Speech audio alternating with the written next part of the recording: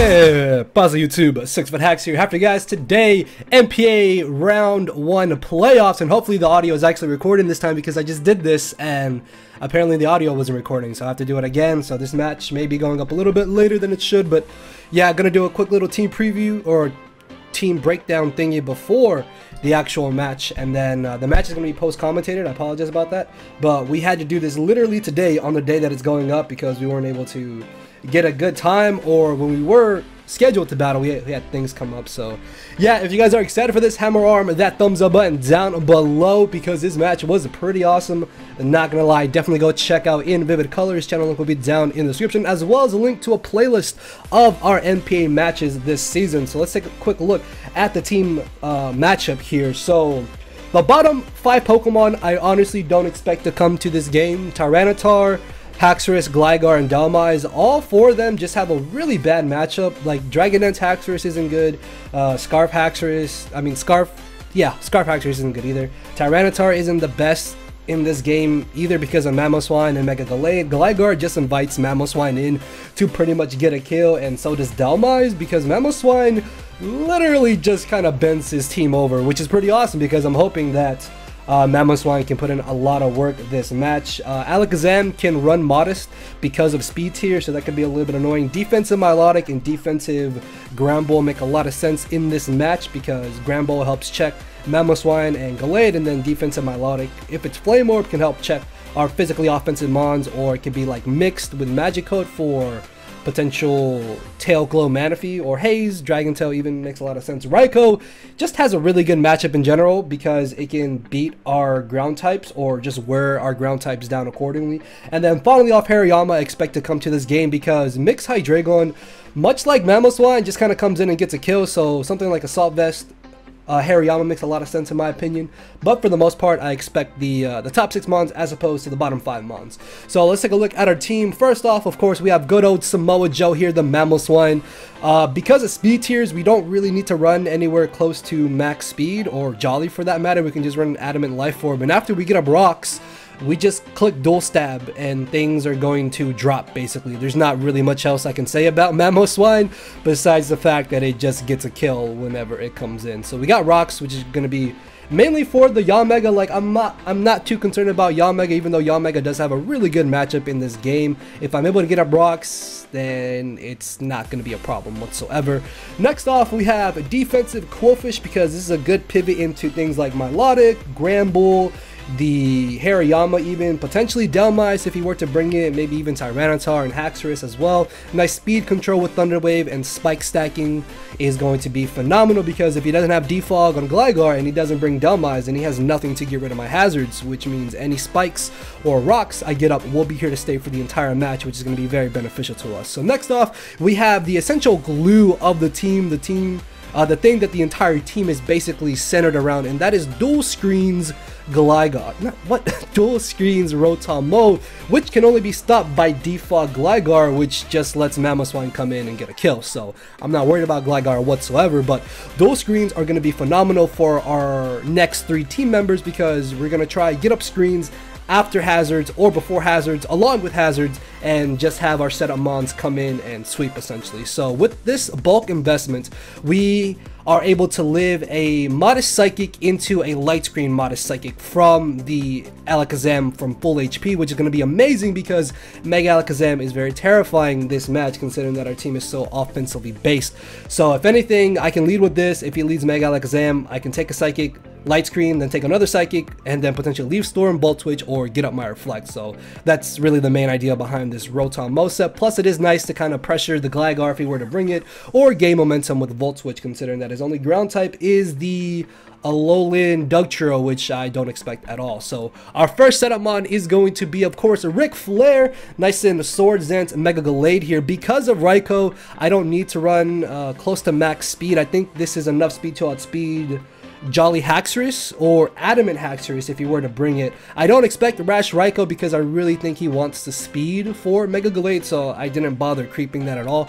But behind screens, with an SD up, this just kind of wrecks his squad. Outside of Gramble intimidating us, there's not really anything that can stop this, and if we get up rocks, then even Yanmega is not going to be a problem at all. Our next setup sweeper is going to be Manaphy, and probably one of the two main things that actually benefits from dual screens, because with screens up, this tail glow is pretty much for free, and at +3 behind screens with Wakandberry and light screen up, not even Raikou is going to be able to stop us. Like, Manaphy comes in, tail glows behind screens, and basically just sweeps, honestly. Like, there's really nothing that he can do about it.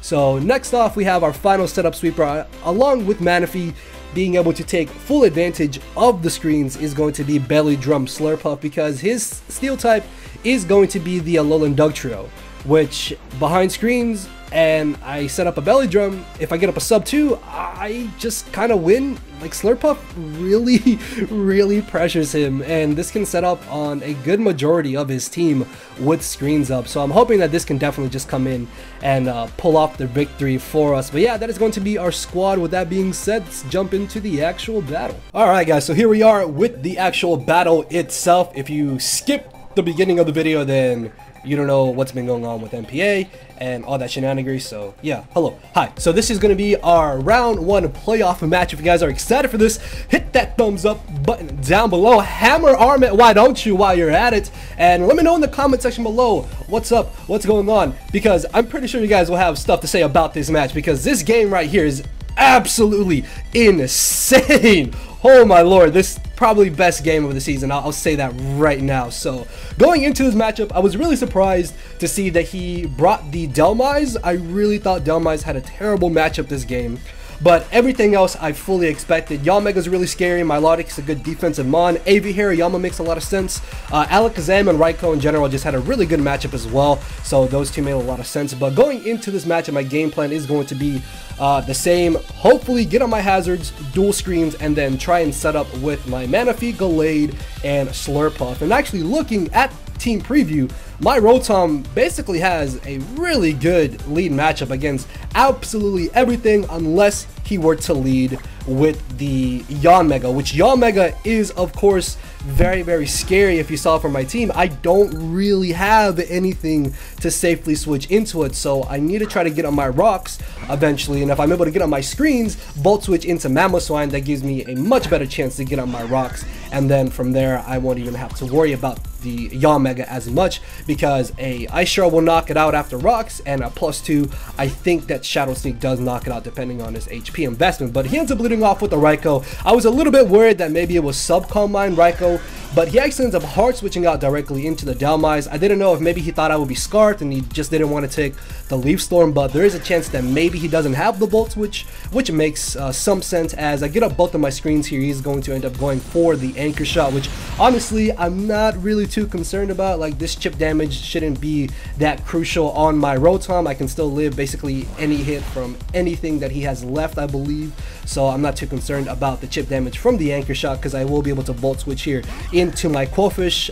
This might have been a bit of a bad play, because I thought that he was going to try and go for the Power Whip, so I didn't feel comfortable in bringing in my Mamoswine. But in hindsight, I probably should have just brought in Mamoswine here, because this would have given me a good chance to get up my hazards while also not taking entirely too much damage from the Power Whip. But by bringing in my Qwilfish, I'm at least able to get up a layer of spikes, and if he does feel like switching out and switching into something, then I just get a free layer regardless of what he wants to do. But he ends up going for the Anchor Shot, and this is like really the only slow part of this match, because I'm trapped in here, so I can't switch out, and I don't want to start spike stacking him, because he could very well have the Rapid Spin, which he should if he was expecting me to bring Hazard Stack. And unfortunately, he ends up critting me through the Reflect, which was a little bit annoying, but I mean, it is what it is. There's nothing I can do about it.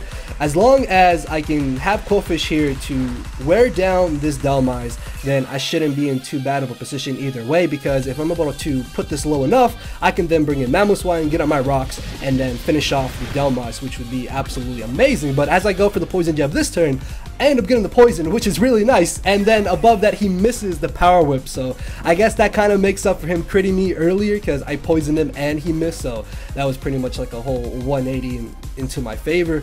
So is that the proper use? I don't know, but I'm gonna get up a layer of spikes here as he is going to go for the power whip, and this means this next turn I'm gonna be able to knock him out with the poison jab because I'm faster than him, which also means that my layer of spike is here to stay, which is amazing because now I can get off a little bit of chip damage on his entire team except for the Yanmega and the Alakazam before it Mega Evolves. So if I can just get up my Stealth Rocks, man, we're going to be in a really good position here. So unfortunately, both of my screens go down. In comes the Raikou. I don't want to risk this possibly being sub Calm Mind Raikou, plus there is a chance that he may expect me to switch out, fearing a Volt Switch or a Thunderbolt, but at the same time, I don't want to allow him to Volt Switch, if you get what I mean, and I don't want to risk bringing in my Mamoswine because he is shiny. There is a chance he may have the Aura Sphere, and it turns out that he does have the Aura Sphere with the all-out pummeling. And even though I am a very HP invested Qwilfish and this is resisted, I actually just get knocked out.